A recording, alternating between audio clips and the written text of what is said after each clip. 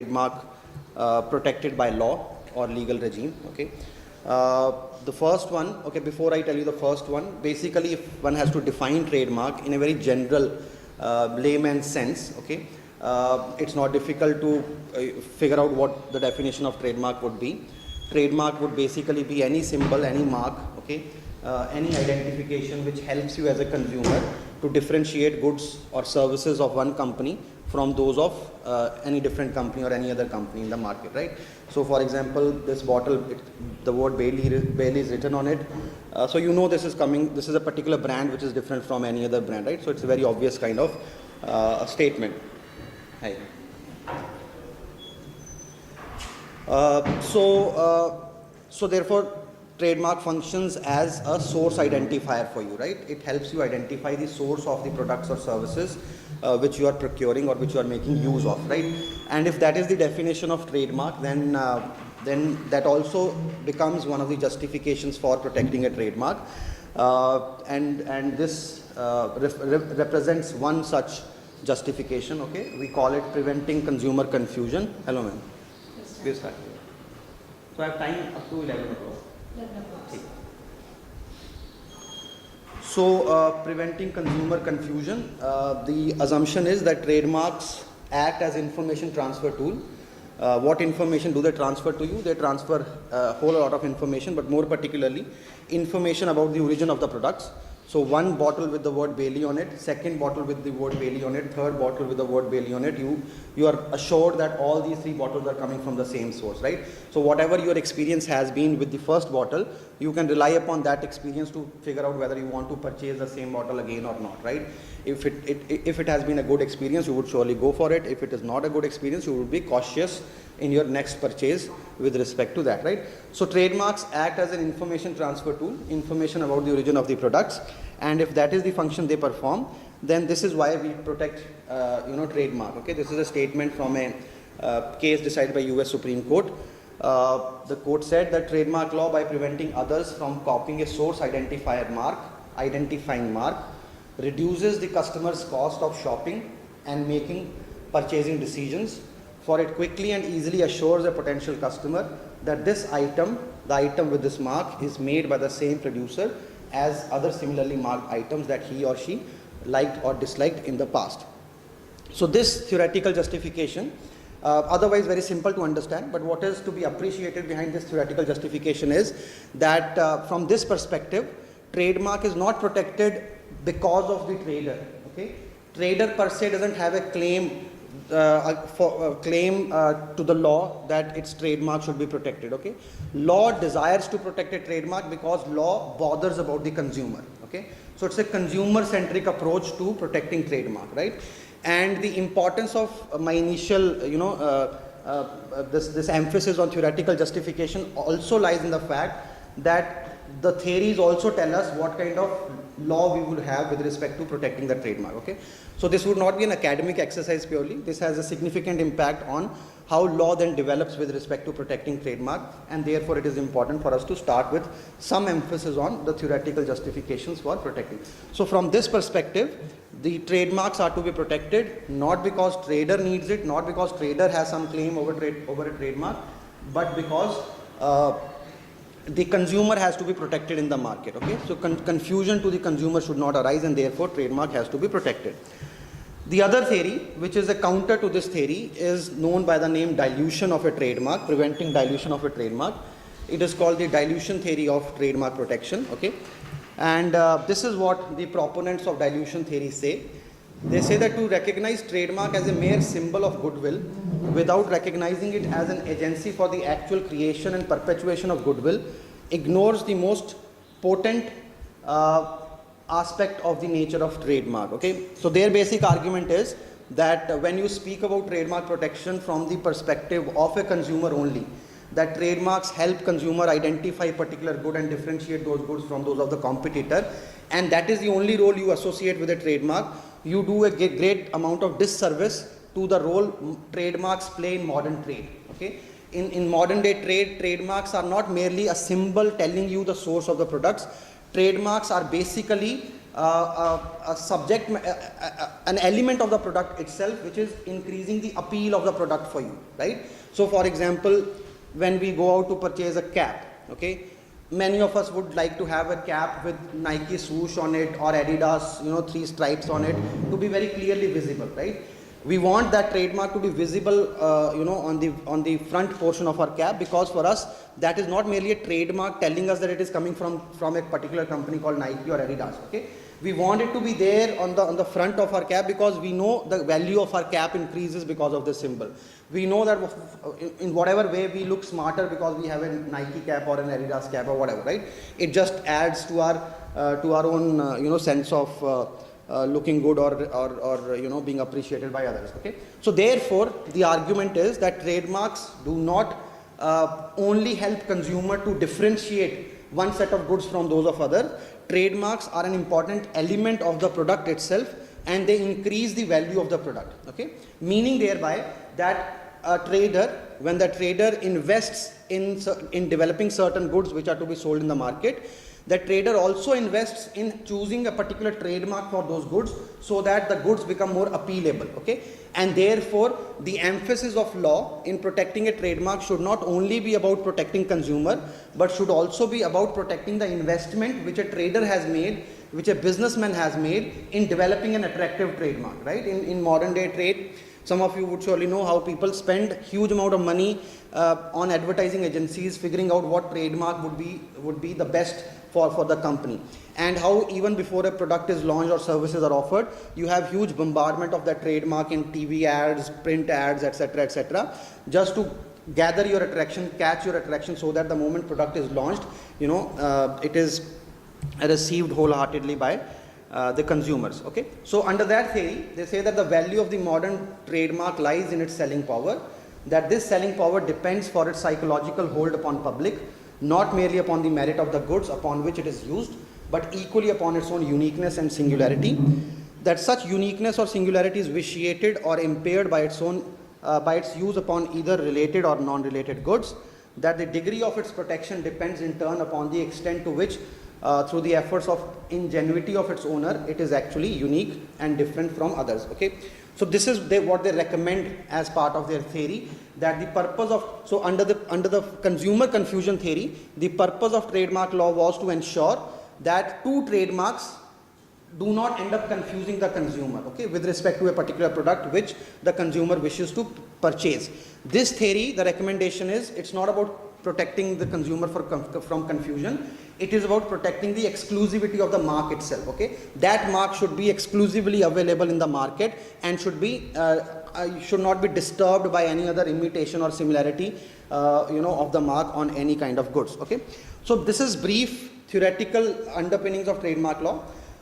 It's how does this get translated into law? I will come to that when I come to grounds of registration of trademark under Indian law, so you will better appreciate as to why this was important for me to communicate to you. Okay, but in brief, so that you don't lose the importance of what we are discussing here, the reason the consequence of choosing one theory over the other, or incorporating both the theories in the trademark law, lies in what kind of protection we afford to trademarks. Okay, so under the consumer confusion theory, the protection would be of a different nature from a protection which would be available to a trademark if law is built on a dilution theory. Okay, you would find a situation where marks which have become popular, which have become well known, okay, are protected by this dilution theory, and they are secured a greater amount of protection as compared to any other mark which might be protected otherwise according to the traditional consumer centric approach to protecting a trademark. Okay, anyhow, if it is still not clear for whatever reason, as I said, when I come to grounds for refusal of registration, you will better appreciate as to how theories get translated into the legal provisions. Okay.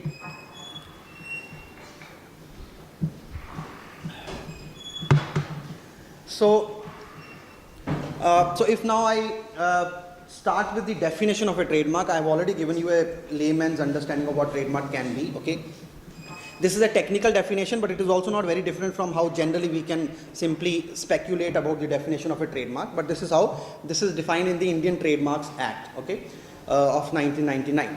So section 2, clause 1, subclause ZB, this is how it defines the mark.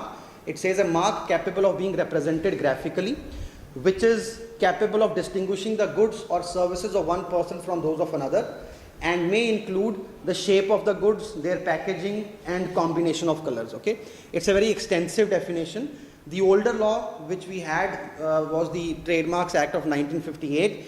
It did not include shape of the goods, their packaging, or combination of colors as part of the definition. Okay, this new definition under the new law, it's not new anymore, but comparatively, okay, it's a very extensive definition, and as you can see, it says a mark capable of being represented graphically and which is capable of distinguishing the goods or services of one person from those of another, and may include the shape of the goods, their packaging, and their combination of colors. Okay, now there are, if this definition can be broken into 2 or 3 parts. Part 1 would be that it requires that there has to be a mark which is capable of graphical representation. Okay, that is part 1 of this definition. Part 2 of this definition is that a mark which is capable of being graphically represented should be capable of distinguishing the goods or services of one person from those of another. Okay, and third, that it includes shape of goods, their packaging, and their combination of colors. Okay, so this is broadly the 3 components of this definition. Okay, we will try to understand each one of these components as we go along, go ahead with our discussion on it. Okay, so some examples, okay, just to illustrate, surely all of you would otherwise also appreciate it. So words can be used as trademarks, they can easily fit into the definition. Okay, Nokia, Samsung, Tata, Bajaj, all these are trademarks. Slogans can also be used as trademarks. Okay, so for example, IBM solutions for a small planet or something like that. Okay, we bring good things to life for GE. Okay, you can appreciate as to why each one of these can work as a trademark, because if I go back to the definition, it says any mark which is capable of represented graphically, which means which can be seen, okay, visually, and which is capable of distinguishing the goods or services of one person from those of another. Okay, so these can be visually seen easily, right? And also when a word is spoken or when a slogan is spoken, okay, you immediately know what company we are talking about, right? So you are able to distinguish one company or one business house from its competitors, and therefore these things can act as trademarks. Okay, so logos, again, all these logos, even when I do not tell you what company these are, then you know what companies we are talking about through these logos, right? So that's Mercedes, that's Nike, that's Apple, obviously. Okay, so which means they are visually perceptible, and they're also conveying to you that this is a particular company different from any other company which might be dealing in the same subject matter. Okay, or pictures like Amul girl or Asian Paints boy. Okay, so all these can, or examples for the extended definition of trademark. Okay, combination of colors can be a trademark. A product or a container shape can be a trademark. Okay, so this Coca-Cola bottle or Toblerone chocolates, their pyramidal shape is a classic chocolate shape which is registered in their favor as a trademark. And this Coca-Cola bottle, again, when you hold it, it's a Coca-Cola. Even if I blindfold you, for example, and I give you a Pepsi bottle and a Coca-Cola bottle, right? The shape of the Coca-Cola bottle, by its feel will tell you that which one is Coca-Cola and which one is Pepsi, right? And therefore, in that respect, it helps you identify a particular company with respect to particular goods and differentiate that from any other goods. Okay, so all these are very, very non-controversial examples of what can act as a trademark: words, slogans, shapes, color combinations, logos, etc., etc. A more problematic or a more controversial area is when we speak about what are called as non-conventional marks. Okay, because as I said, when I broke down the definition for you, the first element was that it has to be a mark capable of graphical representation. Okay, now there are certain countries which do not require graphical representation as a requirement for trademark. For example, US doesn't require it. Okay, and therefore in US a unique smell on a product, for example, this bottle is sprayed with some unique smell, and it helps you identify this company and differentiate it from any other company.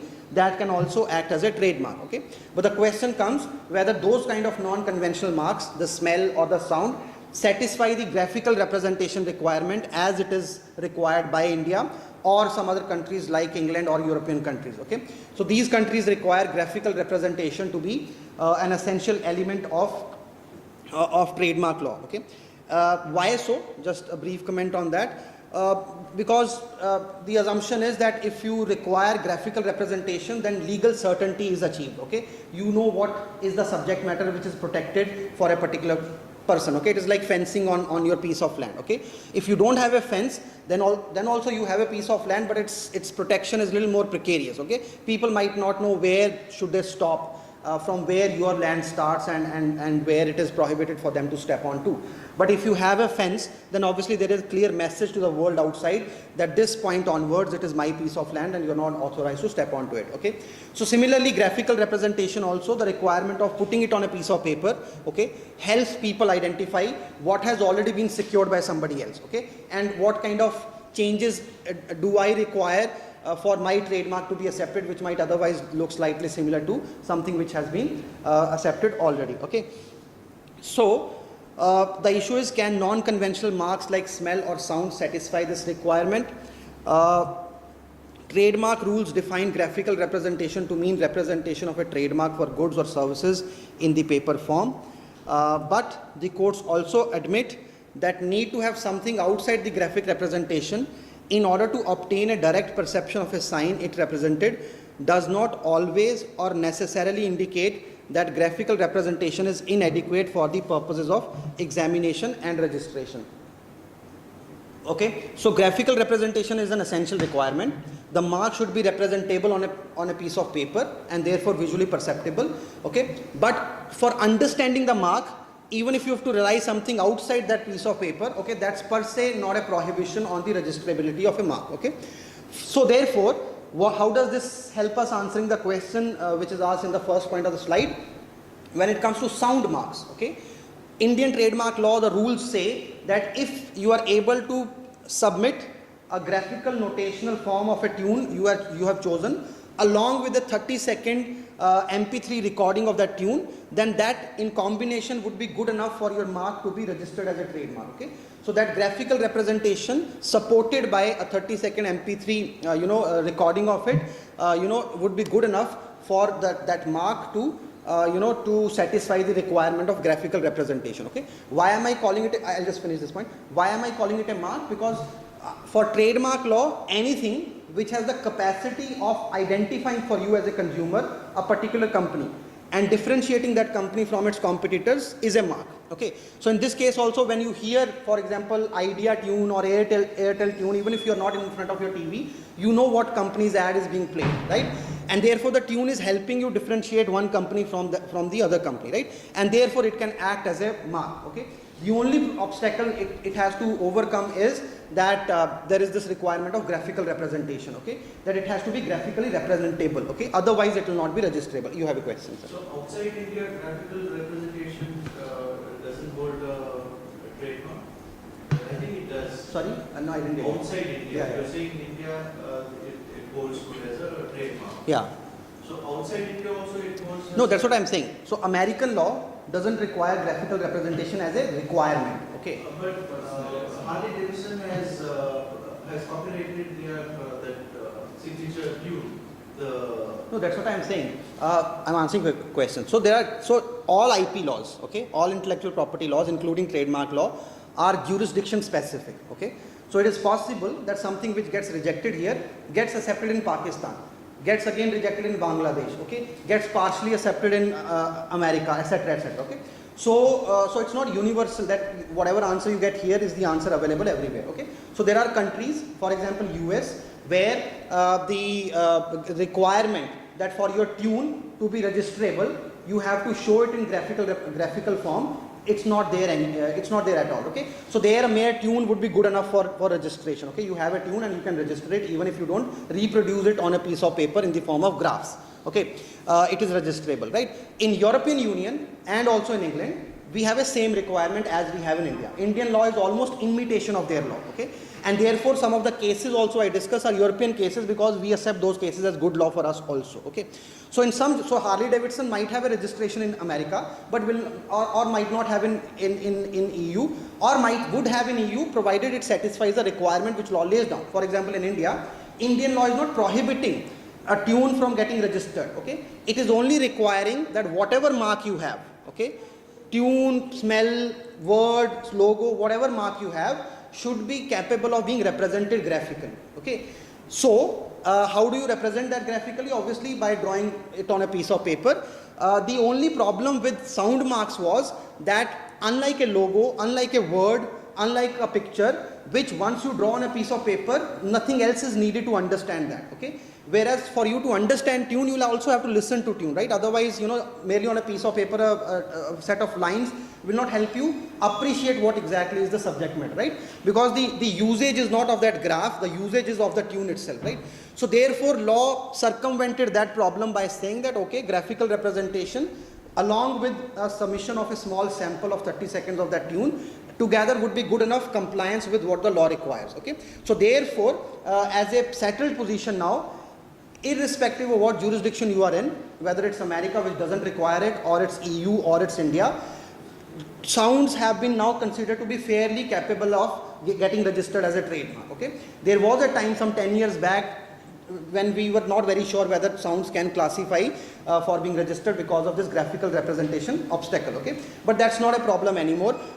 Graphical representation along with a sample is representable. Okay, but what is to be noted is that not all kinds of sounds are registrable under this test. Okay, so for example, MGM, the roar of a lion. Okay, now you can't reproduce that in the form of a graph.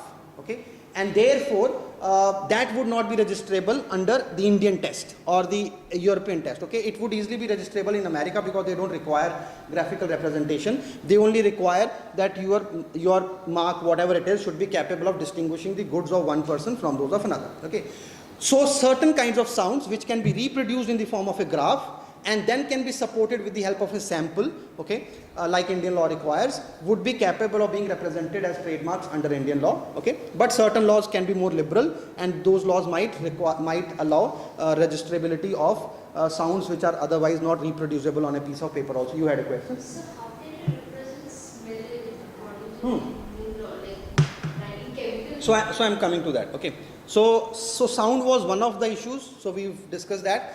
Smell. Is fragrance capable of being represented graphically? Again, in US it is easy to register it because they don't require that threshold.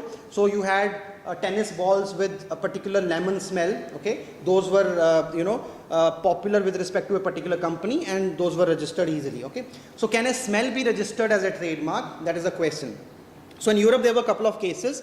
In one case the product had a cinnamon smell. Okay, and the description, in order to satisfy the graphical representation, the applicant said a smell which looks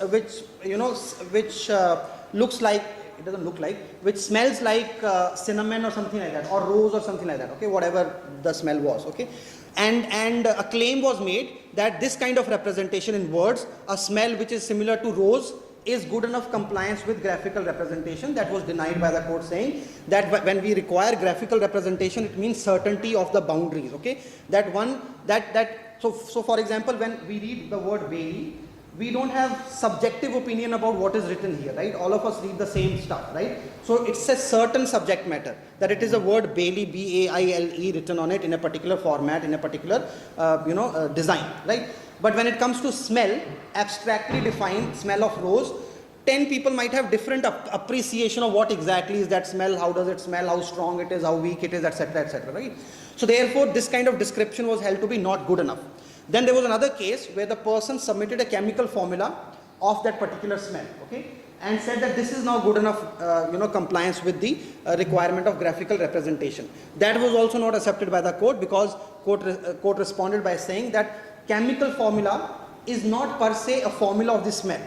It is a formula of the chemical, okay, and that chemical, the smell that chemical gives might change according to various variables impacting that chemical. Okay, it could be temperature, it could be environment, it could be the duration for which that chemical has been kept, etc., okay. So there could be a number of variables impacting the certainty, durability of that smell, and therefore it doesn't really satisfy the requirement of graphical representation even through a chemical formula being represented. So the position as of now is that smells, it is highly difficult, okay, for smell to be registered as a trademark under this requirement, where law says that graphical representation is to be met before a mark is registered. Okay, so sound marks are easily registrable now, provided they can be graphically represented and supported with some sample.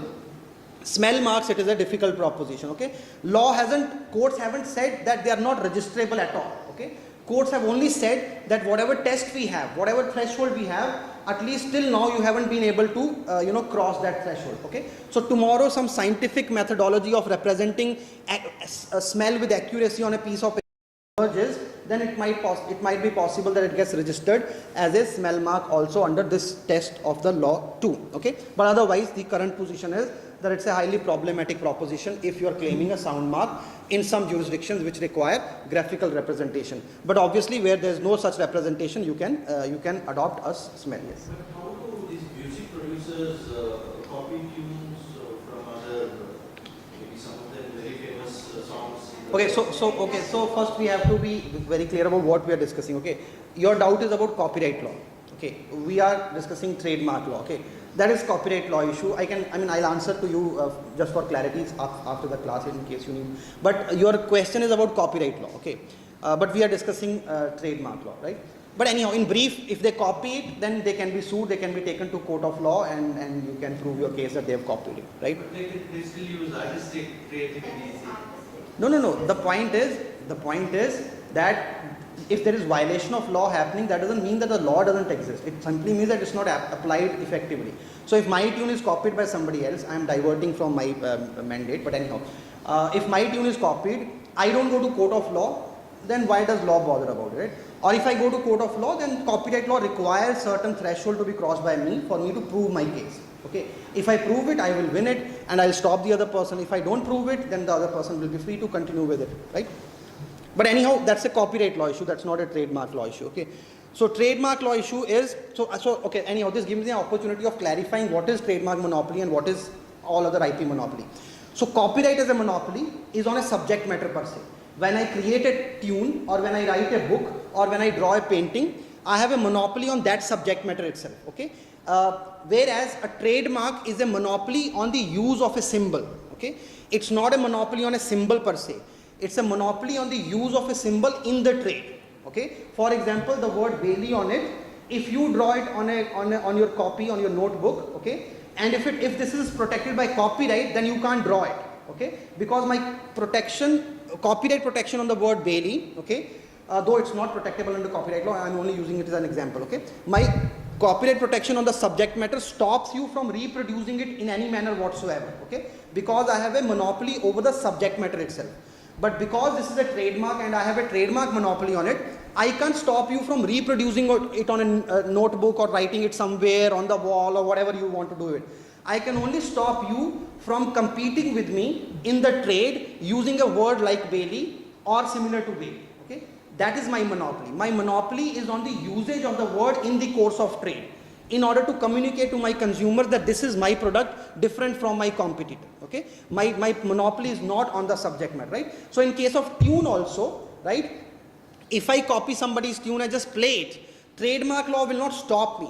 But if I use that tune as part of my trade in competition with my competitor who has adopted the tune earlier, then trademark law will stop it. Okay, so adoption of a tune, obviously copyright law can be invoked as to how did you take my tune when I composed it, right? But trademark law will not stop me from using copyright law will not stop, trademark law will not stop me from using somebody's tune, otherwise not in association with a trade or provision of goods or services. Trademark law confines itself to usage only in the course of trade. Okay, I hope I've clarified. Is that clear? Any doubt on that? Right, okay. So the distinction between the two monopolies is important for us to appreciate. Okay.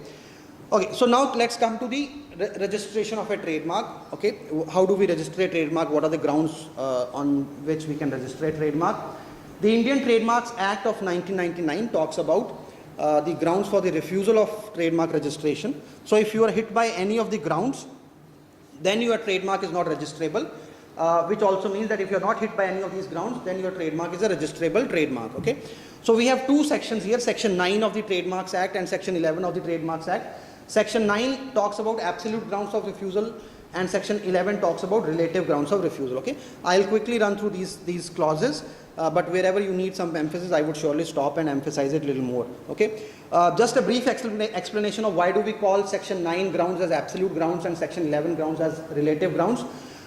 Section 9 talks about those grounds which make that mark itself problematic. Okay, that for whatever reason, those reasons are mentioned in the section, and I'll highlight that the mark itself is problematic and cannot be registered, and therefore those are called as absolute grounds for refusal of registration.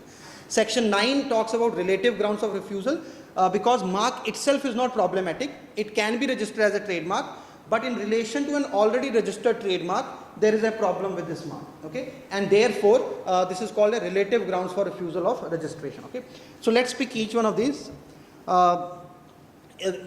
Each one of these are slightly long sections. Okay, so I'll spend some time discussing this.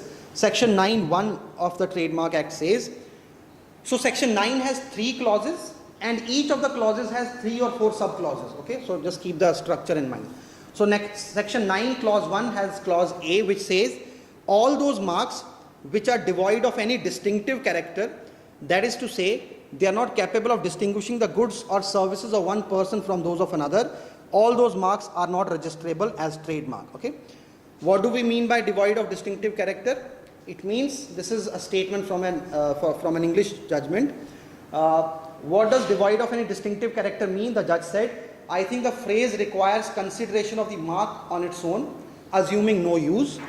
Is it the sort of a word which cannot do the job without first educating the public that it is a trademark?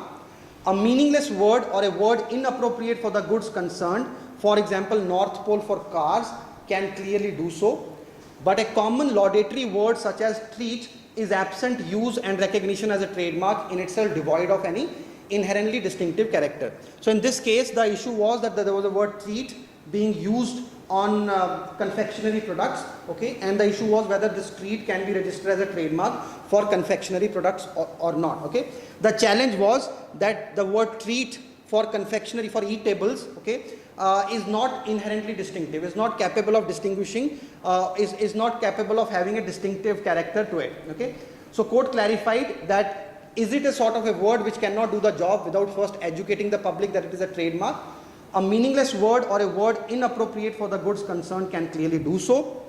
Example given by court is North Pole for cars, but you can take any example. Apple on a laptop. When you see the symbol Apple on a laptop, you immediately associate that as a trademark of a particular company which is selling you that product. Okay, and you rely upon that symbol to differentiate Apple products from Samsung products or any other set of products, right? So an arbitrary usage of a symbol on a product which has no real link with the product would be seen as something which has inherent capacity of distinguishing the goods of one person from those of another. Okay, so it has a distinctive character. Whereas a common laudatory word, in the example given here, the court said, such as treat, is absent use and recognition as a trademark, in itself devoid of any inherently distinctive character, right? So so the idea is that, for example, if the word mineral is written on it, okay, instead of Bailey, right? Well, many of us will not necessarily take it as a trademark in the first interaction with the product. Okay, many of us might think that this is a description of the quality of water which is being made available to me, right? That it is a mineral water, right? So therefore, those words which somehow can describe the product one way or the other, or have some natural application to the product, okay, those words are considered to be lacking the capacity of distinguishing the product of one company from those of the others. Okay, therefore they are said to be hit by a clause which says marks which are devoid of any distinctive character, whereas all those marks which are arbitrary in terms of their application on a particular product, okay, those marks are considered to be taken by the consumers in the very first interaction with that product to be the trademark of a particular company, and therefore those are considered to possess the capacity of distinguishing the products of one company from those of another, and therefore have the distinctive character associated with them. Okay, and therefore, as a result of that logic which I have presented to you, some of these are some of the examples what is considered to be inherently distinctive and what is not. So arbitrary words for example, what should I say, Bailey on it, okay, it has no real connection with the product, okay, So this is an arbitrary selection, okay. Or invented words, for example, the word axon, okay, very popular trademark, okay. Axon was coined by the company, okay, it was not a dictionary word, right. So arbitrarily coined word, it doesn't really have a meaning, okay. Invented words, okay, those are considered to be inherently distinctive and easily registrable. So if you have an arbitrary word or invented word, then that's easily registrable as your trademark for whatever products you are selling. Signatures like Godrej, okay, because each person has a distinctive signature, so signatures are considered to be inherently distinctive, capable of distinguishing the goods of one person from those of another, okay.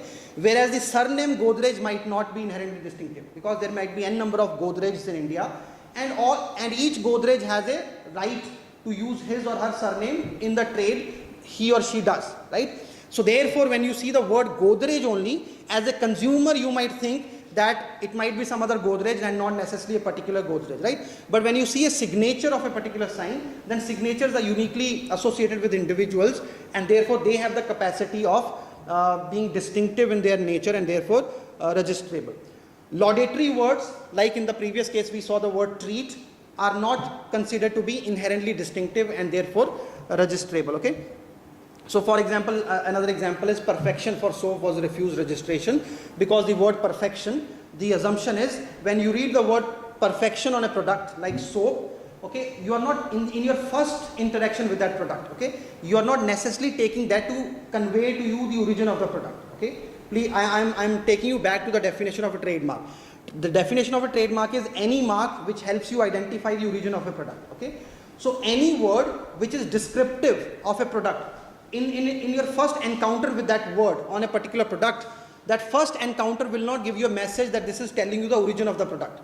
Your first encounter with that product might give you a message that this is describing the product some way, okay. So perfect for a soap, you might get the message that, okay, this is some kind of, you know, self glorification of the product by the company, okay. For example, let's say a more simple example.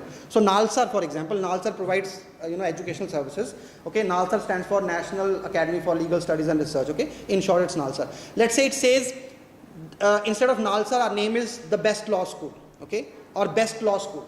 When you first encounter this name, Best Law School, okay, you are not, the assumption is that you would not read this as the name of the college, okay.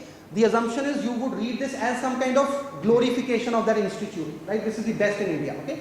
You will have to be educated, either self-educated through continuous, encountering of that word, or somebody will tell you that this is the name of the college, right. So you will have to be educated into knowing that this is the name of the college and not really a description of how good it is or how bad it is, right.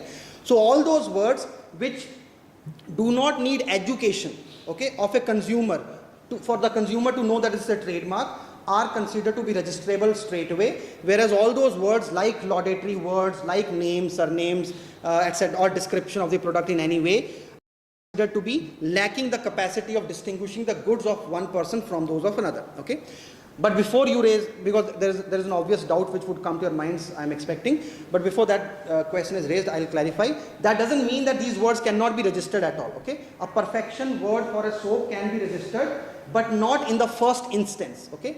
The company will have to show that it was using the word perfection for some period of time, and now people have started associating the word perfection with that particular company, okay.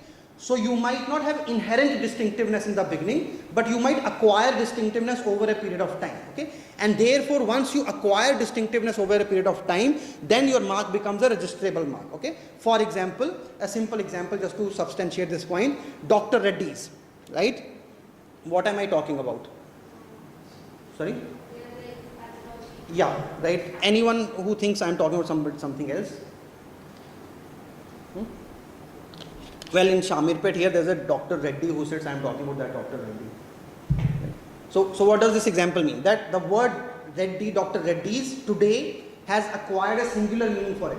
That even when I am talking about something else, all of you assume that I am talking about a particular company, right? So in the beginning, when they started the company, they could not claim this distinctiveness over the name Dr. Reddy's, because there would be a number of Reddy's who would be in the same profession and who could use the name Dr. Reddy's, and a consumer would not know what exactly other company we are talking about. But today, after so many years, the word Reddy, which is otherwise common to so many people, has got associated with one particular company. That even when somebody might not be talking about Dr. Reddy's, the lab, yet consumers would perceive that to be about that particular company, right? So it doesn't have an inherent distinctiveness, but it has acquired distinctiveness over the years, right? So all these words which are otherwise lacking inherent distinctiveness, like laudatory words, treat, perfection, etc., can be registered subsequently if they are able to convince the registration office that they have acquired distinctiveness. And how do you do that? How you prove it through sample surveys, through industry opinion, etc., in the court of law. Okay, continuing with the explanation of the first clause, clause A. So colors. Now the definition of trademark I showed you is a very wide definition. It says combination of colors, shapes, etc. Okay. But that's only a definition. That's not really creating a threshold for what can be registered. Okay. So when it comes to colors, which are otherwise permitted to be registered as trademark under the definition, okay, that the colors might be hit by one of the clauses under section 9, more particularly clause 1. Okay. Why so? Because again, when you come across a particularly colored, for example, that color on that bottle, okay, right? Now when you look at it, okay, even if company has intended to use this color as its trademark, to distinguish this bottle from any other bottle, right? Surely I am able to distinguish between that bottle and this bottle based on their colors, right? But even when the company is intending to use a color, okay, as its distinguishing feature, helping consumer know that this is coming from a particular company, as a consumer, my first encounter with that color is not that it is telling me about the company. My first encounter with that color is that this is beautifully designed water, right? So the message I am getting from that color is not about the source of the product, where it is coming from. The message I am getting is that the product looks beautiful, okay, or it doesn't look good, okay, they should have used some other color. It's only after its usage, that after I get educated, either on my own or through somebody else, that I might get to know that bottle with this color is produced by only this company, okay, and then I might rely upon this as a symbol of origin of the product, okay, for me to purchase the particular bottles, right? So therefore, as you can see, the quote in this case, this is again an English case where gardening equipment was colored green, okay, and they were trying to claim that this green color on gardening equipment is our trademark, okay. No competitor of ours should be allowed to use a green color on gardening equipment, okay. So the court said, as a color per se normally lacks those properties of inherent distinctiveness, okay. Consumers are not accustomed to making an assumption about the origin of goods on the basis of their color or the color of their packaging in the absence of a graphic or textual element, because a color per se is not normally used as a means of identification in practice. That rule may not apply in the case of, firstly, very specific goods for very specific clientele. Secondly, a color exhibiting a shade which is extremely unusual and peculiar in the relevant trade, okay. So some exceptions are created, that in a relevant trade, a particular color which is very peculiar, very unique, very radical kind of a thing, might have the capacity from the very beginning to convey to the consumer that this is probably acting as a trademark, okay. But generally, when a color is applied to a product, okay, it lacks inherent capacity to convey to you that the color stands not for decoration but for the origin of the product, the company which is selling the product, okay. So basically the trade dress of what you are selling, okay, though definition makes it registrable, the grounds make it difficult to register in the first go. You're getting the point. If you have any doubt, you need any clarification, any substantiation, I am more than happy to do that, but you have to tell me this. So, when Airtel did a rebranding for themselves, Sorry? Airtel, when they did rebranding few years back, Okay. they chose the same red color as Vodafone. Vodafone being the multinational that they are. Okay. The colors were so similar that people started getting confused because the logos were almost identical. So how they first of all got that trademark for? So as I said, the trademark would, I'm very sure that they had sought a trademark on the word Airtel, in the colors in combination with the word Airtel, okay, not the colors per se, okay, and therefore the word Airtel is significantly different from the word Vodafone, okay. If similarity is so close, and I'll come to those grounds. Right now we are not on those grounds actually. Your question relates to section 11, and when I come to that I'll try to respond to your question, okay. So please stay with your question, but I'll respond to that a little later, okay. Right now I am talking about whether color is registrable or not, okay. Your question is one color was looking similar to another company's color and how do they register it, okay? That is part of my discussion on relative grounds for refusal of registration, okay? Right now I am discussing whether color is registrable or not. The definition says color is registrable, it can act as a trademark, okay? But for it to be registrable, it has to meet certain threshold, okay? And one of the thresholds as created by the courts, as reflected in this case, is that colors are not, in the first instance, in the first encounter with a product, colors are not usually seen by consumers to communicate to them the origin of the products. And therefore, they lack the capacity of distinguishing products of one company from those of another. But as I said like previously, over the years, it is possible that a particular company and its products get associated with a particular color, okay? And I start relying upon that color to know that this is coming from a particular company, and then it's registrable, okay? But not in its, so there are two catchwords here, two take home words. One is inherent distinctiveness, one is acquired distinctiveness, okay? So colors might lack inherent distinctiveness like laudatory words, but they might end up acquiring distinctiveness over the year, and then they become registrable, then they cross this threshold and they're not hit by this clause, okay?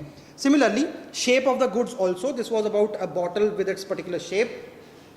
The court again said the relevant question is not whether the container would be recognized on being seen a second time, that is to say whether it is of memorable appearance, but whether by itself its appearance would convey trademark significance to the average consumer.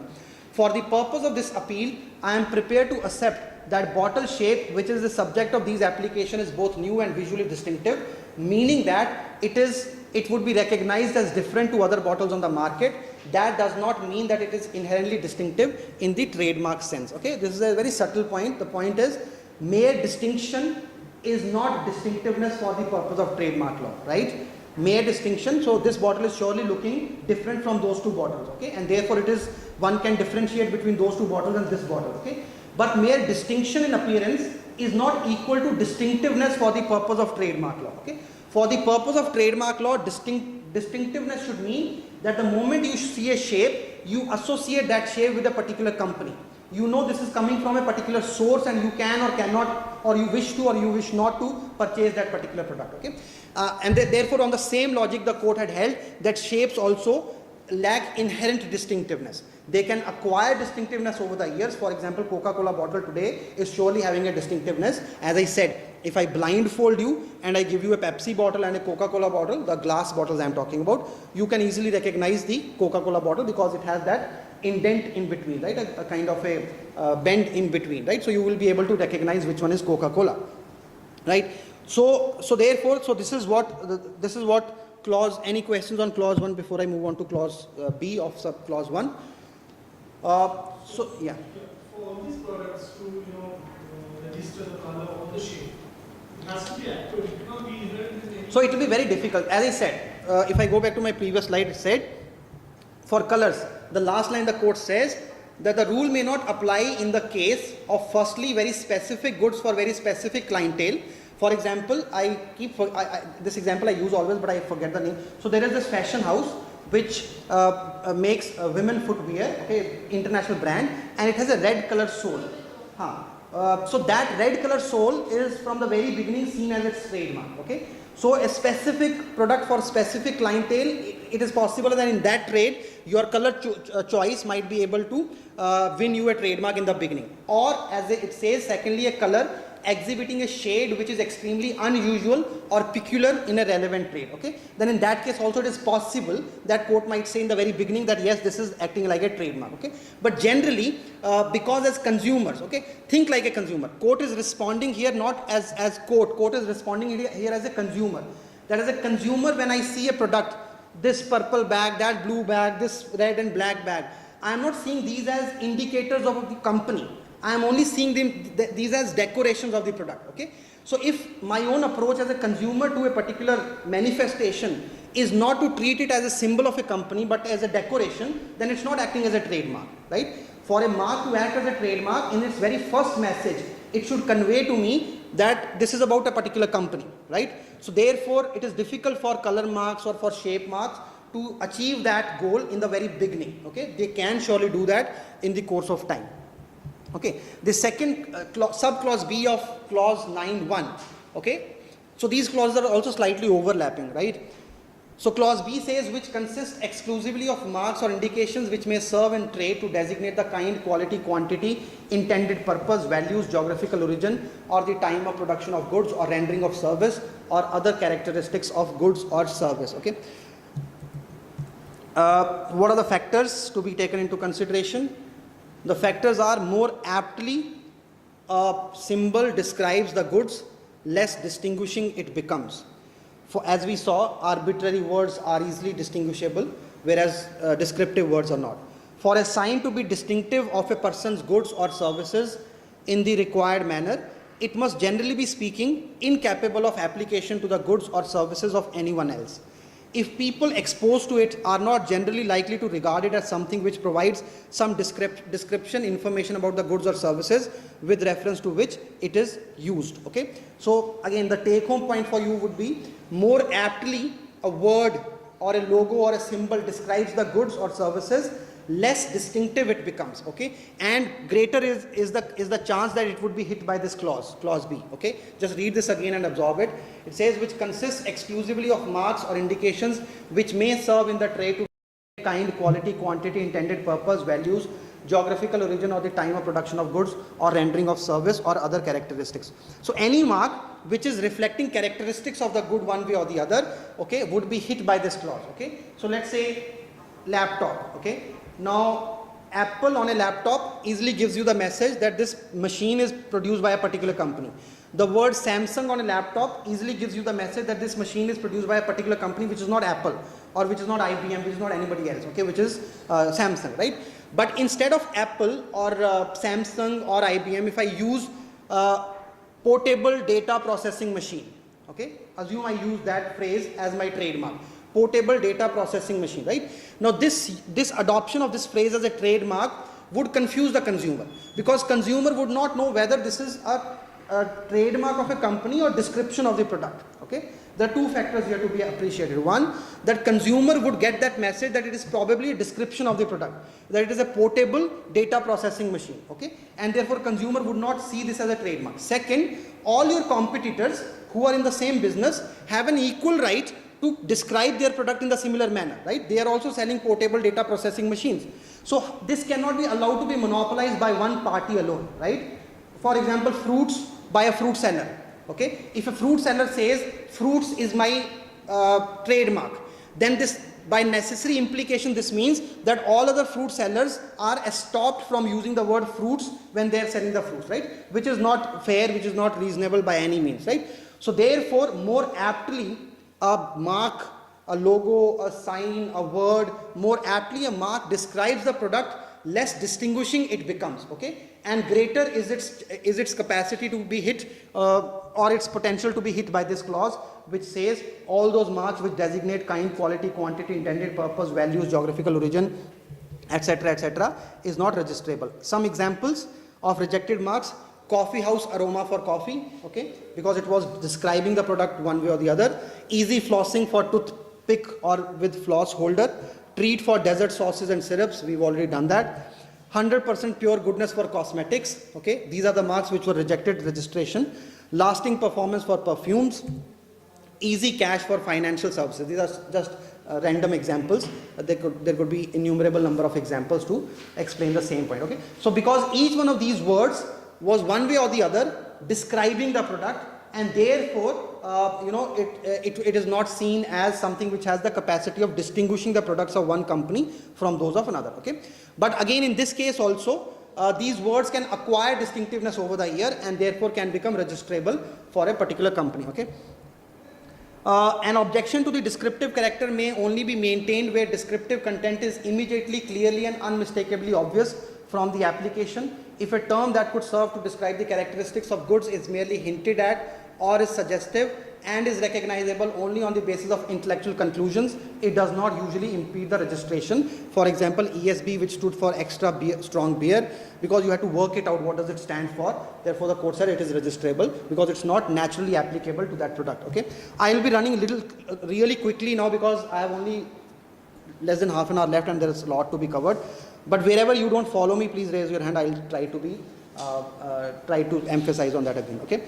Clause C says which consists exclusively of the marks or indications which have become customary in the current language or in the bona fide and established practices of the trade. For example, stars for hotels, bunch of grapes for wine, representation of a chef for food or restaurant. So these are those symbols. Stars for hotels, for example, is otherwise an arbitrary choice, right? And should be registrable because stars and hotels per se have no connection, right? It's an arbitrary choice. But in the industry, it has become customary to use stars to convey the quality of service provided by that hotel, right? 5-star, 3-star, 4-star, right? So if in the customary usage or in the current language, in the bona fide and established practices of a trade, a particular word has got associated with some aspect of that trade, then that is also not registrable as a trademark by any particular company, okay? Then finally, these three clauses have a proviso which says, provided that a trademark shall not be refused registration if before the date of application for registration, it has acquired a distinctive character as a result of the use made of it or is a well-known trademark, something which I was explaining alongside, right? You can acquire distinctiveness even when you don't have the inherent distinctiveness, okay? Now coming to clause 2. Clause 2 says a mark shall not be registered as a trademark if it is of such nature as to deceive the public or cause confusion. By deceiving public, we mean here, let's say, so there was a case where chocolates had a word Swiss Miss and the message conveyed was that these are Swiss chocolates, okay? But the chocolates were not manufactured in Switzerland, okay? They were manufactured somewhere else. That application was rejected because that was giving a deceptive message to the consumer, was making consumer believe that these are products of a particular company, okay? So let's say somebody in Hyderabad sells orange Nagpurs, okay, call it orange, Nagpur oranges, okay, orange Nagpur oranges, right? But the oranges are not coming from Nagpur, okay, and they are manufactured or produced somewhere else. That would be a deceptive message, okay? So all those trademarks which can deceive people in that sense are not registrable. All those marks which contain or comprise of any matter likely to hurt religious susceptibilities of any class or section of citizens of India are not registrable. Any trademark which comprises or contains scandalous or obscene material, not registrable. Any trademark which is prohibited under the Emblems and Names Prevention of Improper Use Act 1950, not registrable. It's a very small act. You can Google it. You will find it 2 or 3 pages. It has a schedule which mentions n number of names which no trader can monopolize as a trademark. So for example, Indian national flag, WHO symbol, UNO symbol, name, emblem, official seat of government of India, any state, etc., etc. It's a very small act. You can refer to it online also. Picture of a Rashtrapati Bhavan, Raj Bhavan, Mahatma Gandhi, Pandit Jawaharlal Nehru, Chhatrapati Shivaji, Prime Minister of India. All these words under that act are prohibited from being registered as a trademark. That doesn't mean that you can't see them in the market being used by people, because people can use them in running their businesses, but they will not be registered as trademark. Okay, that is the prohibition. So I must clarify that. Okay, coming to clause 3 of section 9, as I said, there are 3 clauses. We've done 2. 3 is about shape marks. So shape marks, again we saw, is part of the definition, and therefore shapes can be registered as trademarks. Already we've seen 2 examples. The Toblerone chocolates and the Coca-Cola bottles are 2 classical shapes which are registered. But there are certain grounds, there are certain kinds of shapes which would not be registrable at all. Okay, what are those? There are 3 grounds mentioned here. Shapes of goods which result from the nature of goods themselves. Okay, so a football, shape of a football cannot be registered because that's emerging from the nature of the goods, right? So no one company can monopolize that, right? Shape of goods which is necessary to obtain a technical result, again not registrable, and this is the most popular case in this ground, in this clause. So this is Philips. They came up, this is obviously the defendant's Remington. So Philips had come up with an electric shaving machine, the top of which was an equilateral triangle with 3 circular blades in between, adjusted in the most compact form. Remington also came up with something similar. Philips argued that this is a registered trademark and therefore you cannot copy this. This is a violation of trademark. Remington challenged the registrability of trademark, saying that this could not be registered because this shape is basically about achieving a technical result and nothing more than that. Okay, what is the technical result being achieved through this shape? Equilateral triangle is the most compact arrangement for adjusting 3 circles. Okay, so if you had to have a machine with 3 circular blades, then equilateral triangle was the most compact shape to achieve that. Okay, Philips argued, well, that's not necessarily the case. You can have 3 circular blades in a rectangular shape also. You can have 3 circular blades in a circular shape also. There are other shapes also available. Okay, whereas Remington defended itself by saying that if the shape you have chosen okay, all elements of that shape are performing a particular function, then that shape is not registrable, okay. So court had to pronounce as to which of the two possible tests is a more appropriate test, okay. Test suggested by Phillips, where they said that if there are other shapes available to do the same task, then this shape should be registered in their favor, okay. What are the other shapes? Rectangular blade, circular blade, or any other kind of a shape, okay. Remington was saying that that's not the test should be that if the shape you have chosen, all elements of that shape are basically in furtherance of a particular technical function to be performed, then that's not registrable, okay. Court agreed with Remington and said it must be interpreted to mean that a sign consisting exclusively of the shape of a product is unregistrable by virtue thereof if it is established that the essential features of that shape are attributable only to the technical result.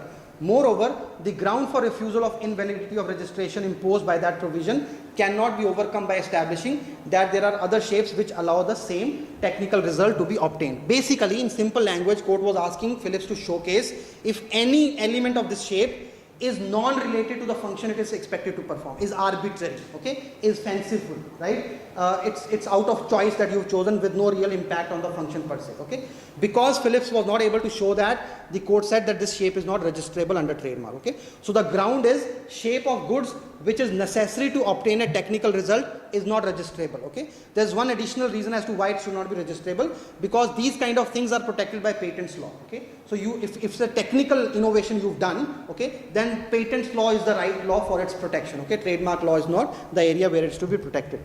And the third ground is, okay, one more example, a bar of soap with indentations along its sides to allow a better grip in a shape consisting exclusively of a shape necessary to achieve the technical result, okay. So you can have a soap with indentations on its side so that it doesn't slip out of your hand, okay.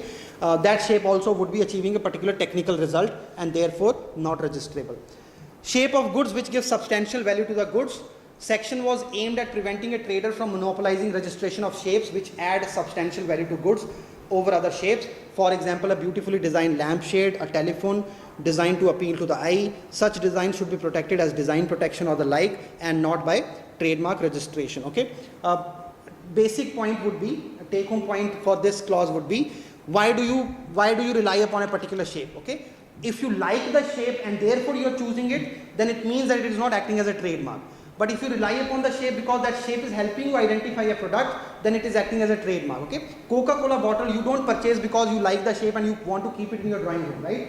Coca-Cola bottle is an arbitrary shape, it's not a functional shape, it's an arbitrary shape, yet it is not adding value to the product per se, okay, because it is only helping you identify the product and the company and it's not doing anything else. Whereas a beautifully designed lampshade would be purchased because it looks good. You want to keep it at some prominent place in your house, okay, and therefore trademark law is not supposed to protect those kinds of shapes. Those kinds of shapes would be protected under a different legislation called Designs Act or Copyright Act or something like that, okay, but not under this, okay. So this is what three sub clauses of section 9(3) talk about when it comes to shapes. There are three kinds of shapes which are not registrable.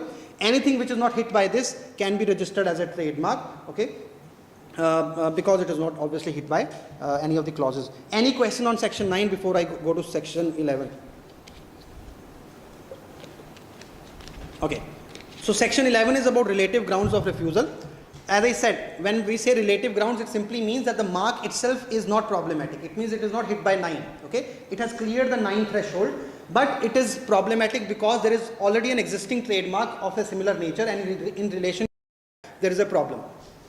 So section 11 clause 1 says a trademark shall not be registered if because of its identity with an earlier trademark and similarity of goods and services covered by that trademark, or its similarity to an earlier trademark and identity or similarity of goods and services covered by that trademark, okay, there exists likelihood of confusion on the part of public, which includes likelihood of association with the earlier trademark. So Bailey and Bali, let's say, okay, on water bottle, both are on water bottles, or one is on water bottle, the other is on soft drink bottle or something like that, okay. So marks which are either identical or similar applied on products which are identical or similar, okay, if that can lead to confusion in the minds of the consumers, then registration of a second mark would be denied because there is already the first mark in existence. Okay, this is where the first theoretical justification I conveyed to you gets applied in the law. Okay, so law says that trademark would be protected only in those situations where usage of a similar trademark by somebody else would cause confusion to the minds of the consumers. Okay, so for example, Bailey on water bottle and Bailey on a school bag. Okay, now the same word or a similar word on two dissimilar products would not cause confusion to the consumer. Okay, that is the assumption of the law, that when you go out to purchase a water bottle and you see a word Bailey or Bali or Bailey differently designed, you might get confused into figuring out whether it is coming from the same company or it is a different company, right? So that confusion might be there. But when you go out to purchase a school bag, and even if you know Bailey water bottle, you are not going to get confused about school bag being supplied by the same, because your evaluation of that product is totally unassociated with your evaluation of a water bottle, right?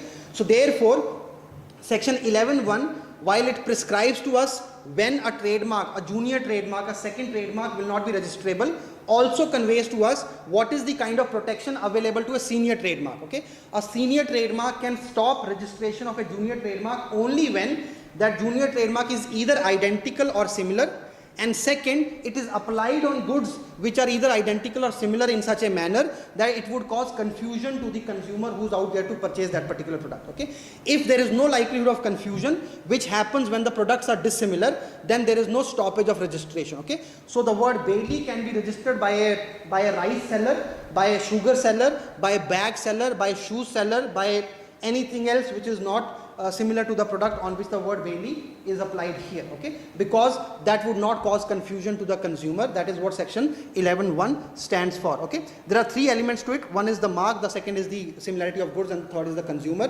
So I'm quickly running through it. So now, how do you compare the marks, whether the two marks are sufficiently similar or not? Normally, likelihood of confusion requires an appreciation of visual, phonetic or conceptual similarity. The global appreciation of the likelihood of confusion must, as regards the visual, oral or conceptual similarity of marks in question, be based upon overall impression created by them, bearing in mind in particular the distinctive and dominant components. If a mark is more distinctive, the chances of confusion are higher. Okay, so brief explanation. What do we mean by a different kind of visual, phonetic, conceptual similarity? Okay, obviously word Bailey and Bali or Baely would be phonetically very similar. Okay, and therefore can cause confusion. Okay, but there could be other kinds of confusions also. So for example, the word sunrise. Okay, let's assume that I am selling milk, and on my milk packets I use the word sunrise. My competitor is also selling milk, but on his packet he is not using the word sunrise, but he is showing two hills with sun rising from the back of those hills. Okay, so visually the two are not similar because obviously one is a word, the other is a picture. Okay, phonetically you might not call that sunrise, you might only rely upon the picture, but in terms of conceptual similarity, both are similar, both are talking about the same phenomena, that is sun rising in the morning. Okay, so when you compare the marks, you take into consideration all these components, visual, phonetic and conceptual similarity of the mark, to see whether they are sufficiently similar to each other or not. Okay, goods and services, degree of similarity between goods and services is also to be judged. It's a question of fact. One must look at the trade and must look at it from practical business and commercial purpose. The classification done by market survey companies can be of good help. I'll just substantiate this with a couple of examples in a minute. Okay, consumer, so we are talking about a consumer getting confused. Okay, but who's this consumer who will get confused? Okay, we are neither talking about a brilliant fellow with photographic memory, nor are we talking about a moron in a hurry. Okay, somebody who just closes the eyes and purchases products and goes away. Okay, we are talking about an average consumer who is reasonably well informed, reasonably observant and reasonably circumspect, but who also has an imperfect recollection. Okay, so for example, Airtel, let's say Airtel has red and white strip as its symbol. Okay, now all of us remember that Airtel has red and white. Okay, but we do not necessarily remember which side is white and which side is red. Okay, some of us might, but many of us would not. Right, so as an average consumer, I do not recollect the details of a trademark, though I remember the broader picture of the trademark, right? So it's that average consumer from whose perspective we are going to see whether that consumer would be confused or not. Okay, so if tomorrow somebody picks up an apple to be used on electronic gadgets and says that Apple company was bitten from right side and I have bitten my apple from left side, and therefore the two are distinct. Well, as a consumer, we might not remember which side, Apple company's apple was eaten from and which side is this apple eaten from. Okay, so a couple of examples: word zero and arrow. The word was not allowed registration because the senior word and the junior word were similar phonetically, zero and arrow. More particularly for illiterate classes of people in India who might not be able to distinguish the words. Punjab Tractors versus Pramod Kumar Garg. The word Swaraj was used on diesel engine oils and hand pump, and the other side the word Swaraj was used by Tractors, which was a senior company. So tractor manufacturing company sued the other company, Pramod Kumar Garg, for using the word Swaraj on diesel oil engines and hand pumps. Okay. The defense taken by the defendants was that the two products are very dissimilar. One is tractor, the other is hand pumps and diesel engine oils. Okay, but court said because we have to look at it from practical purposes, both products are used by same set of people on same settings, that is farmland, and in terms of their educational backgrounds, Indian farmers are not really too educated, and therefore considering all those factors, the court said that they are sufficiently similar and therefore the registration was denied. This case, there was glucose with the name Gluvita and there were glucose biscuits with the name Glucovita. Okay, so whether this gluco is sufficiently distinct from Gluvita or not, again court relied upon the fact that for Indians English is not their mother tongue. For an Englishman, this distinction might be good enough to know that Gluvita is not Glucovita, but for an Indian purchaser, the two might not be sufficiently distinct and therefore might cause confusion to the person, and therefore it was held that this is not registrable. Okay, that is section 11 clause 1, where consumer's perspective of trademark protection was incorporated. That is applicable generally to all trademarks. Okay, section 11 clause 2 is specified for particular kind of trademarks which are called as well-known trademarks. Okay, this is where the dilution theory in some form gets incorporated. Okay, but I am clarifying this is not applicable to all the trademarks. This is applicable only to small set of trademarks which can be called as well-known trademarks. Okay, so it says, so how is this different from the protection afforded earlier? It says an identical or similar trademark shall not be registered even on dissimilar goods if the use of later mark without due cause would take unfair advantage of or be detrimental to the distinctive character or repute of the earlier trademark. Okay, so you can appreciate if you compare with the previous. Under the previous ground, word Bailey could be used on non-competing goods. Okay, right? A bag, a pack of rice. Okay, woodwork, chairs, etc. So word Bailey could be used because there is no competition and a consumer would not be confused. Okay, so the owners of Bailey cannot object to usage of the word Bailey on non-competing goods. But if Bailey is considered to be a well-known trademark, then it is protected by section 11(2), and Bailey can stop usage of the word Bailey even on dissimilar products. Okay, even on those products which are not really in competition with the word Bailey. Okay, or with Bailey on water bottles. Okay, why so? Again, as I explained in dilution theory, the purpose is to protect for certain marks which have acquired huge reputation in the market, protect exclusivity of that mark in the market. Okay, and not let it be diluted by the usage of that mark on anything and everything. Okay, so for example, Mercedes. Okay, now why do I, if I have sufficient money, why would I go for Mercedes? Okay, because it gives me that sense of being elite and rich and whatever. Okay, I also want the logo Mercedes to be visible on the bonnet of my car very clearly, right? Now, one of the reasons why it gives me that feeling is because it has exclusivity associated with it. But if while I am driving Mercedes, okay, I see somebody smoking Mercedes BD, and somebody carrying Mercedes Atta, somebody wearing Mercedes lungi, stuff like that. Okay, whatever aura is associated with the word Mercedes, for which I purchase Mercedes, okay, would go down, right? And the exclusivity of that mark, exclusivity which is built by the owners of that mark by spending money and effort on that logo, okay, would go away, would whittle down, right? So therefore, law protects certain marks which are well-known marks, okay, from being diluted even when consumer is not confused, right? So when you purchase Atta with the word Mercedes, you would surely not be confused that this is produced by same German car manufacturer, whose car I liked otherwise, right? You know it's a different company, or anyhow I have to evaluate this Atta in its own capacity and not rely upon the reputation of car, right? So you're not confused as a consumer, yet you would be stopped from using the word Mercedes on Atta or anything else because that would dilute the brand value of that famous well-known trademark, okay? So that is section 11 clause 2. Section 11 clause 3 says that trademark shall not be registered if or to the extent its use in India is liable to be prevented by virtue of any law, in particular law of passing off, or by virtue of law of copyright. Okay, I will come to law of passing off in a minute, but it says if your trademark is in violation of rights accrued to others in any other respect, then you cannot adopt a trademark. Okay, so let's say I had drawn a cartoon, okay, and somebody picked that cartoon up and used as a trademark for its trade. I can sue them because that's a violation of my copyright. I have a copyright on the cartoon. Okay. Similarly about tune also, like you were asking, if I have created a tune and you take that tune up as a trademark for your company, I can sue you because you are also violating my copyright in the tune. Okay. First of all, you will not be allowed to register that tune because we are discussing about registrability of trademarks. The law says you will not be allowed to register a tune if it is a copyrighted work of somebody else. Okay. Then there is this section 12, which is a very important part of trademark. It doesn't receive that much attention, but it is very important. It says, in case of honest concurrent use, trademarks which are identical or similar on identical or similar goods may be permitted upon such conditions and limitations imposed by registrar. It has been held that use must not only be concurrent but also be honest.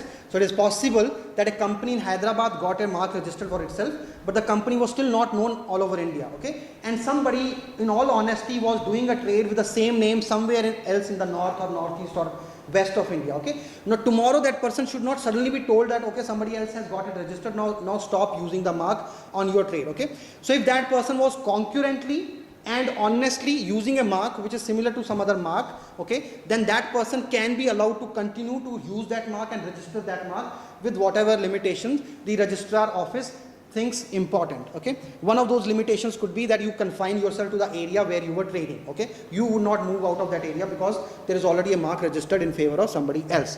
Okay, procedure for registration. This is chapter 3 of Trademark Act. You can go back, read this chapter. Okay, I'm quickly running. This is the format of that chapter. You make an application. Application is read by the office, the Trademark Registration Office. Objections can be raised on any of the grounds I have discussed with you. The registration office can tell you that there is already a similar mark in existence and we think that your mark will cause confusion, or there is a well-known mark in existence, or any of the grounds of section 9 we've discussed. Okay. And if you're able to then modify your trademark sufficiently, then your application can be accepted. Then second stage is where your application is accepted, but the office feels that the acceptance was by some mistake, then acceptance can be withdrawn. But if it is not withdrawn, then the next stage is that your application is advertised to the world, so that if outside anyone has any objection to the registrability of this trademark, then an opposition can be filed.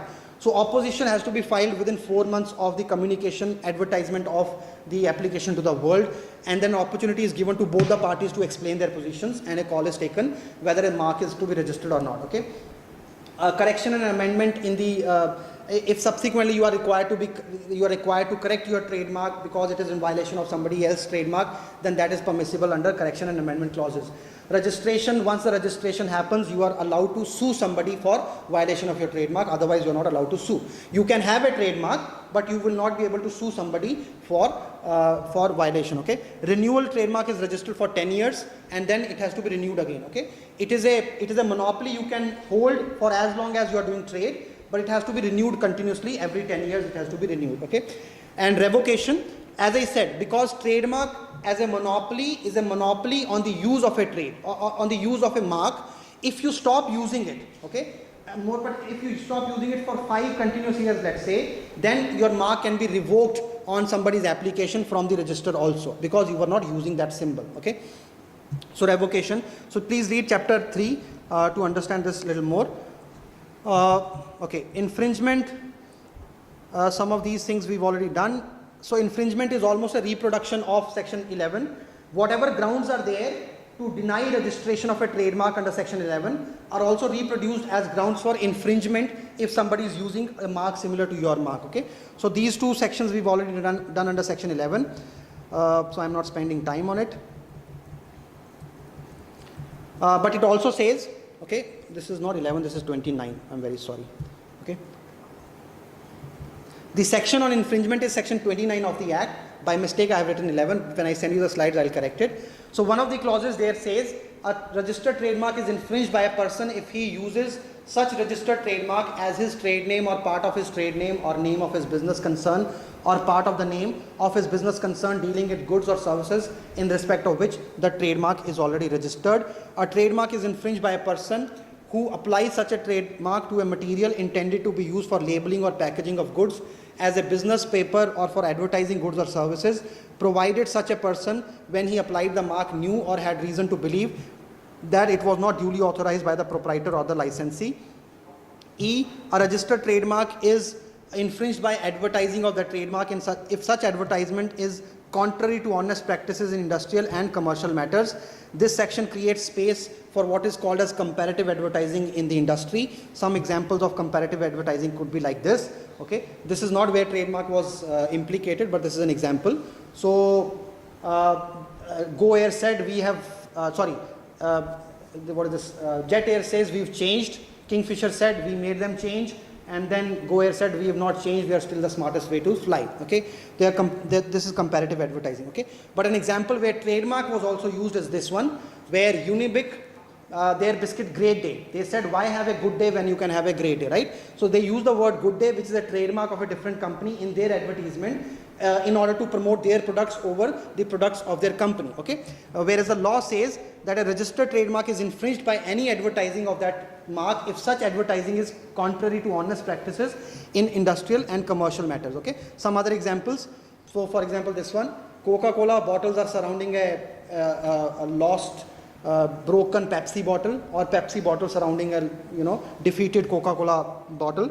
Okay, or this one, a very popular series of ads created by these companies, Horlicks versus what is that, Complan. Okay, so you could see Complan mother smartly dressed, the child is tall and thin, whereas the Complan mother is dressed in drab colors, plain sari, the child is short, fat, with specs, which I also have.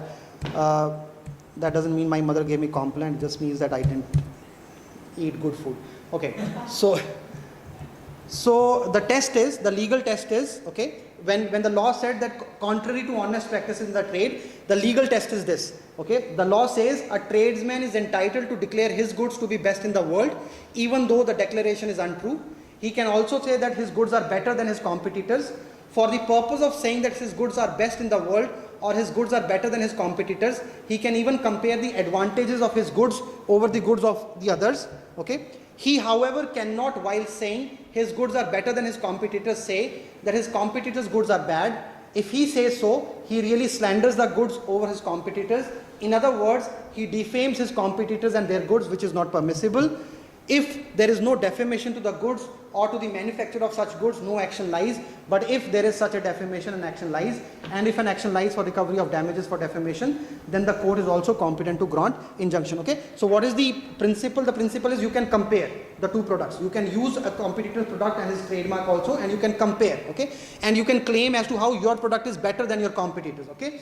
But while doing so, you cannot denigrate your competitor's product. Okay. You can surely say that this water is taken from Himalayas. Okay. Really from Himalayas, and therefore it is better from your competitor. But you cannot say your competitor's water is taken from a drain. Okay, that you cannot say, right? You cannot denigrate your competitor. If you do that would be going against the honest practices of the trade, and that would not be permissible. Okay, coming to the last limb of my presentation, which is the law of passing off. Passing off law is not a statutory law. It means that this is not law created by Parliament. This is a law created through judicial opinions over the years. Okay. Right, and therefore it is called a tort law or a common law remedy. By common law remedy, we simply mean a remedy which is created by English courts through their judicial opinion making over the years, okay, over a long period of time. Section 27 of the Indian Trademark Act, this is what it says: no person shall be entitled to institute any proceeding to prevent or to recover damages for the infringement of an unregistered trademark. Nothing in this act shall be deemed to affect the rights of action against any person for passing off goods or services as the goods of another person. Okay, so even when you cannot sue for infringement, you can still sue under the ground of passing off. Okay, so what is passing off? This is what passing off stands for. Simple, obvious definition: a man is not to sell his own goods under the pretense that they are the goods of another. He cannot be allowed to do so, nor to use the means which contribute to that end. Okay. There are three grounds which you have to establish for you to make a claim of passing off. The first ground is you have to establish your goodwill in the market. The second ground is you have to demonstrate a misrepresentation by the defendant to the public to believe that the goods or services offered by him are goods of the plaintiff. And third, to demonstrate that he suffers or is likely to suffer damage by reason of erroneous belief that the source of the defendant's goods is the same as the source of those offered by the plaintiff. Okay, this is a very obvious statement. Okay, the only point you have to consider is that passing off as a remedy, first of all, it is in some ways broader than trademark, because trademark remedy is available to you only when your trademark exactly is taken, okay, or something similar. Whereas passing off is available to you by any in all those situations where your competitor is deceiving your consumers, okay.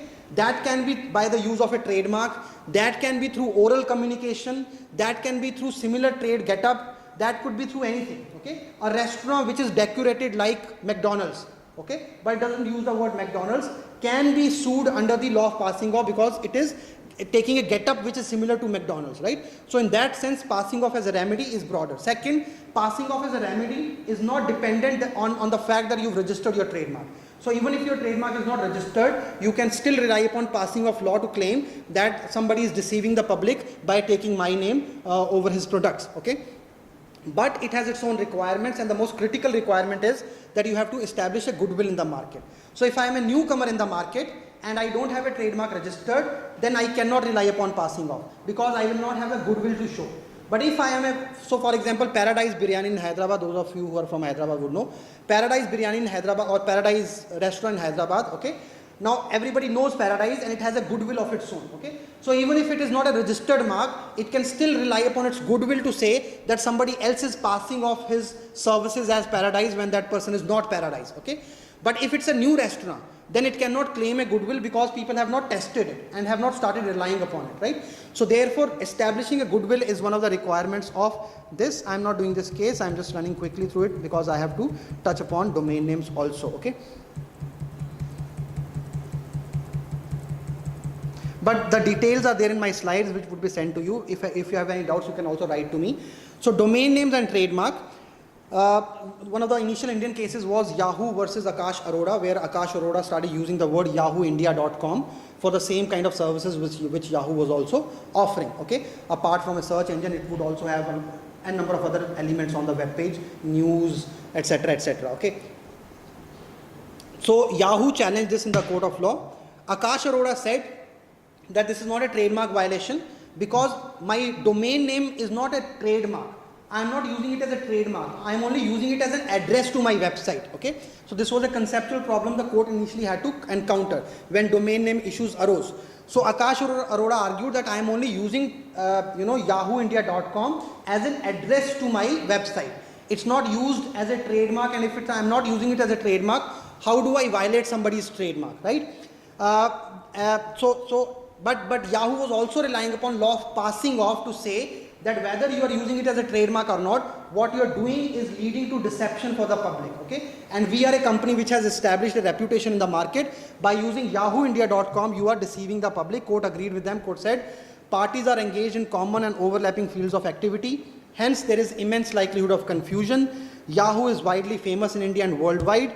Technically sophisticated category of users may be unsophisticated category consumers of information, and therefore by relying upon law of passing off, Yahoo was able to secure its mark from being used as a domain name by somebody else, okay.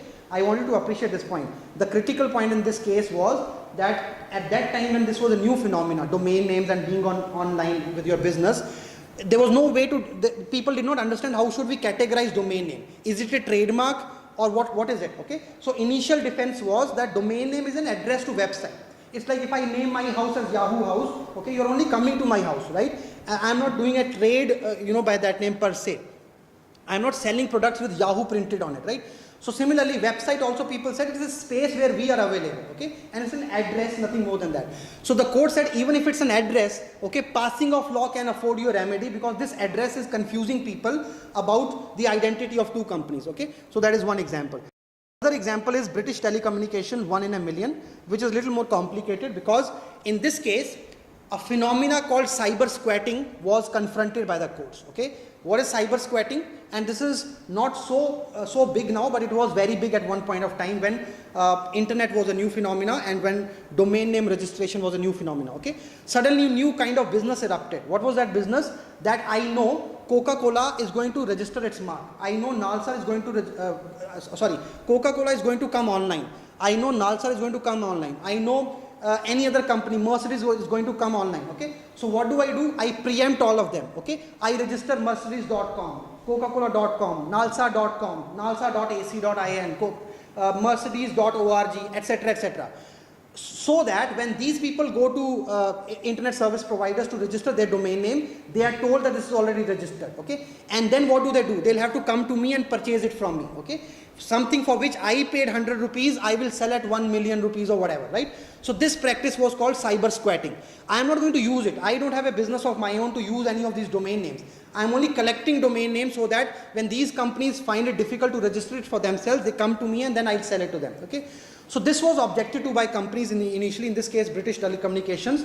The defendant was 1 in a million. The defendant took a stance. They said, even for passing off to happen, I have to do some trade with that name. I am not doing any trade. I am only registering a mark and sitting on it. Okay. If you want to purchase that mark from me, you can purchase it, but I am not doing any trade with that mark. Okay. So how do you say I am doing passing off? Okay.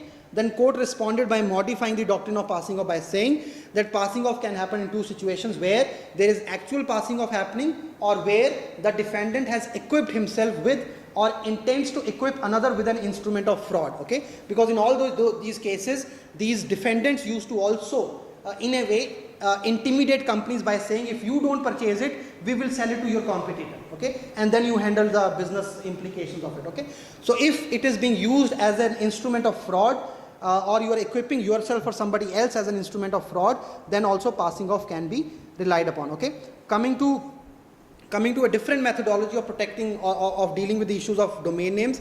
So far in these two slides I have highlighted to you how passing off law, which is an allied law to trademark law, can be relied upon to protect domain names on the internet. Okay, or to deal with the issues of domain names. Okay, there is another methodology which is a non-legal methodology, which is a contractual methodology available in the form of the Universal Dispute Resolution Policy of International Corporation for Assigned Names and Numbers, ICANN. Okay, ICANN manages international protocols world over. Okay, you register your domain names like .com, .org, etc. with ICANN. Okay, so when you register these domain names, the contract now mentions a policy which is called as Universal Dispute Resolution Policy. Okay, this is what the relevant portions of that policy say.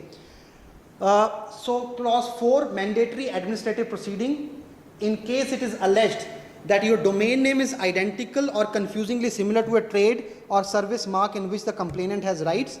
Second, you have no right or legitimate interest in respect of the domain name. Third, your domain name has been registered as and is being used in bad faith. Okay, then in that case, your domain name either would be cancelled or would be shifted in favor of a person who is complaining against you. Okay, but these 3 points, all these 3 points have to be proven against you. Your domain name is identical to somebody's trademark. Okay, second, or similar to trademark. Second, you have no rights or legitimate interest over that domain name. Third, your domain name has been registered or is being used in a bad faith.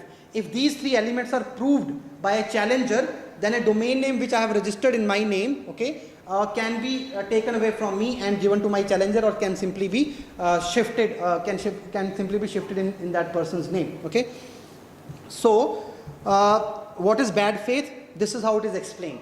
Circumstances indicating that you have registered or you have acquired the domain name primarily for the purpose of selling, renting, or otherwise transferring the domain name registration to the complainant, who is the owner of the trademark or service mark, or to a competitor of that complainant for valuable consideration in excess of your documented out-of-pocket cost directly related to the domain name. In that case, it would reflect bad faith. Okay, that I registered it, but I am not using it, and I am also ready to sell it to somebody who's seeking for it, and I am charging a cost which is exorbitantly more than what I spent while registering it. Okay, that might indicate bad faith on my part in registering that domain name.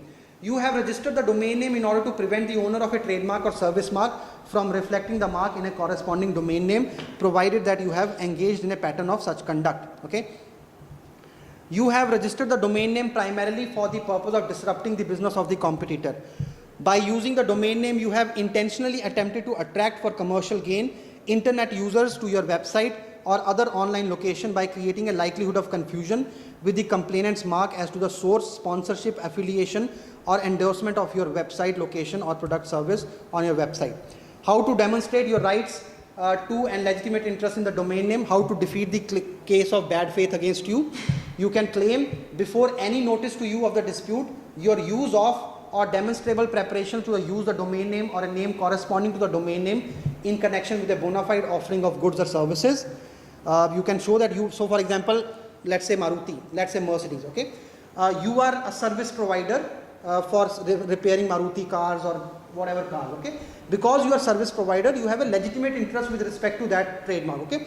Now you want to attract customers online to your service, you can adopt a name, marutiservice.com or maruti.com, or because you have a legitimate claim to make that I am using this domain name so that people know I am offering Maruti's car repair services, right. So you can show that before any notice of dispute, you were making a bona fide attempt to use it in that sense. You as an individual have been commonly known by the domain name, even if you have acquired no trademark or service mark in that, then also you can be exempted under this policy. You are making a legitimate non-commercial or fair use of the domain name without intent for commercial gain to misleadingly divert consumers or to tarnish the trademark or service mark at issue, okay. So for example, there was a case where a person had registered Walmart.com or something like that, okay. But that person was not selling anything related to Walmart.